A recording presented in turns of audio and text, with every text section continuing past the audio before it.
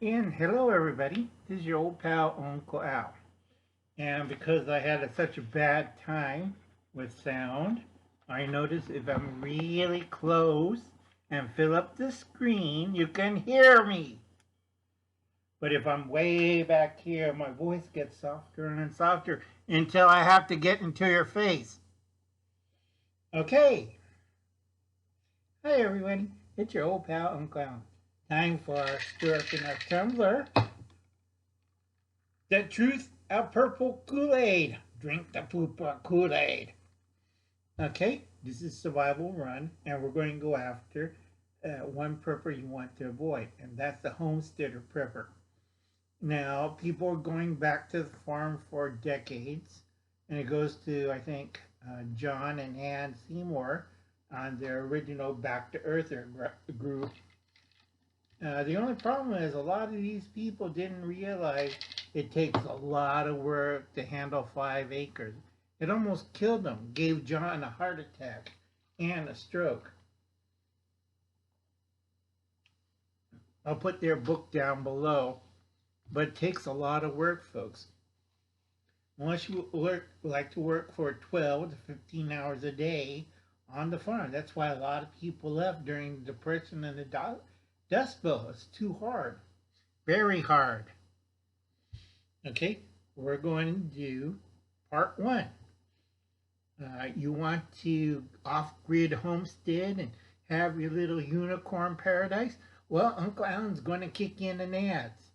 You're going to have the purple drink of the truth. Okay? Now, really, folks, when you're out there, if you want to be really self-sufficient, it's going to be hard. Okay? Number 1, year of power. If you're going to do the solar system, okay, hope you read that, you need 375 square feet of solar. Okay? I hope you can read that. That'll produce that much kilowatt hours. I hope you can read that for 1 year. Okay, that's from PG&E and Southern Ed. Now, why I wear the sailor cap? Because you need 2 battery banks. Because at night, it doesn't work. Solar doesn't work at night. Okay? So if your house is solar powered, like Hubble's cat, and you don't have 2 battery banks, you're sitting in the dark. Okay? Now, you need 2 battery banks. Why? 1 battery bank is always on and does the electrical for the house. Second one's in reserve. Once the main battery bank goes down, the secondary flips on to power the house or whatever.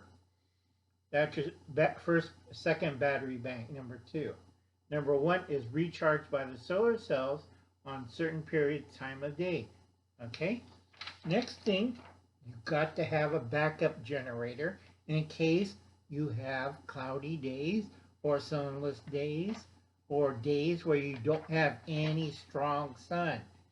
Look at DOI Solar Homestead. He was fine for 3 months until the fall and winter came and he didn't have any power. Okay, so he had to call up the main line to put power into his house, which was kind of funny because he had all these grow lights on and it didn't work. Okay, this is why you have battery banks and some other means to charge them, like a backup generator. So, we'll take a break, and we're back in World War II. Now, they didn't have nuclear submarines back then, but they had diesel electric. Okay? You stood on the surface, and you charge your battery banks before you go underwater, because it's a little hard to run a diesel engine underwater. So you use your electric motors to run the submarine. On the surface, you use the diesel engine. Only difference between the two is the electric engines were a lot smoother. Diesel engines need air to run the thing. And if you want top speed, it's direct to the drive shaft and you go zoom, zoom, zoom. Okay, not a problem. But there's no air underwater. Now, nuclear submarine bypasses and gives hundreds of hours of electricity to the whatchamacallit, to the electric motors and zoom. And they do have battery banks as a reserve because if something goes critical on a nuclear reactor, you don't want to run it. Okay? Okay, and you need a backup generator. It could be gasoline, it could be propane, it could be diesel, but something to power the battery banks when the days are not sunny and you're not getting enough solar to power 375 square feet of solar. Okay?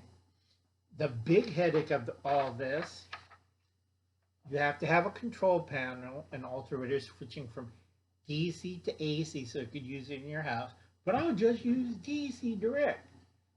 That's going to give you a bigger headache, okay? Because a lot of things can't go back and forth. So you have to do a dual system, DC and you have to AC. Now, a lot of people don't understand this. This is why you have a lot of, look, another homestead burning down to the ground. Okay? You got to have a control panel and cutoff switches and alternators and all that. That's your control panel system. And shut-off switches. You want to make sure that you don't have generator power or mainline power or battery power coming all at one time and you see, oh, that was a nice homestead, it blew up. Okay? None of that. Now, the average roof has 2,000 square feet. Plenty of room. You could put more solar cells up there. Okay? But you got to have the first three up here. 2 battery banks, backup generator or main line, control panels and other devices that control the rates of electricity, and cutoff switches.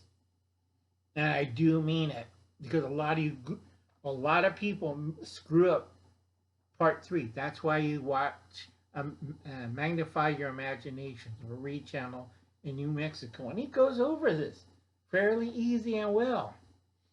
And you can see how it drives him nuts. Okay, because he's an electrical engineer and he has a degree in electrical engineering. So you can read all you want. Average roof at 2,000 square feet. If you're going to do solar cells, you have to have something to track the sun. The panels have to follow the sun to get the full amount of sunlight to generate electricity. So you have solar trackers. You either have a framework or portable stand like Praxis Homestead. That's portable and it can set it up, take it down, set it up, take it down. He had permanent ones, but we know what happened to that when he moved. So he switched back to the portable ones because he could put it out on a nice sunny day. If it's a bad stormy day, bring them inside. Not a problem. Okay? Your peak hours is 5. I know, that's a crummy 5. 5 to 11. Peak hours. That's for California. I don't know what you have in your area, but that's the time where all the power drain. That's why the Democrats myth of green power with solar electricity. What happens between those hours? You go look outside right now. It's dark. Duh! Dark outside. Time to drink the purple Kool-Aid of truth. And get rid of Nancy Pelosi. She's 80 years old. She's about senile as, you know, Captain Crazy and crew. Okay? At least she's not anti-Semitic like the rest of the squad members. Now, Uncle Alan's old. We only did powering up electricity for the homestead. Now, if you're going to do gas, you have 2 choices, which is diesel, natural gas, or propane. Diesel's out of question for most people because they'll probably burn themselves. They have no idea how to use that to do anything, so we'll stay away from diesel. So it leaves you natural gas or propane. if your gas line, if the city gas line goes farther enough to your Unicorn Paradise, then yes, you could use their natural gas. But you also have to pay costs and check for leaks and everything else. So what's left is renting a big tank of propane to run your house, your cooking needs, water needs, whatever. This is why I don't like electric water heaters. It scares the hell out of me.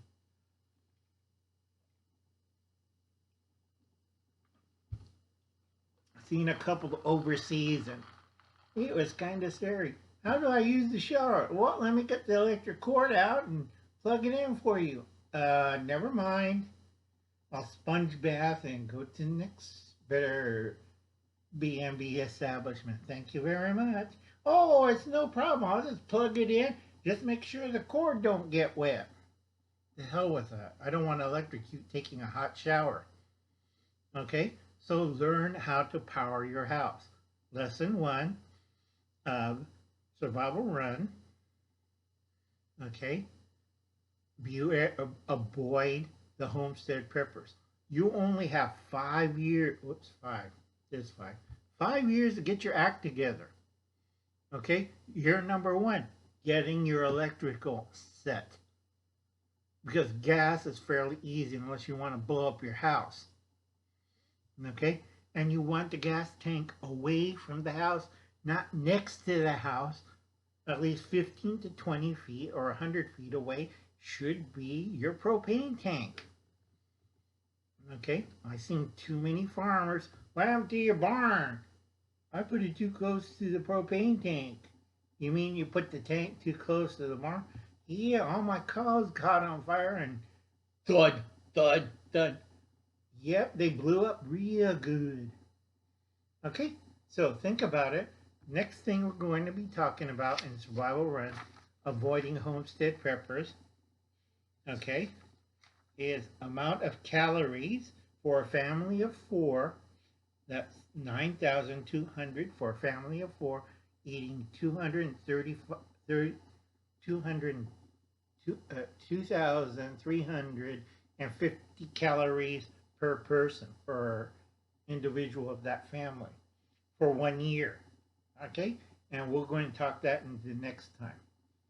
I'll see you later. I have to cut this up because when I did it in one whole rush, it came out to be bloody 50 to 40 minutes. So I'll see you later, and in between we're going to do a mail call. Bye, folks.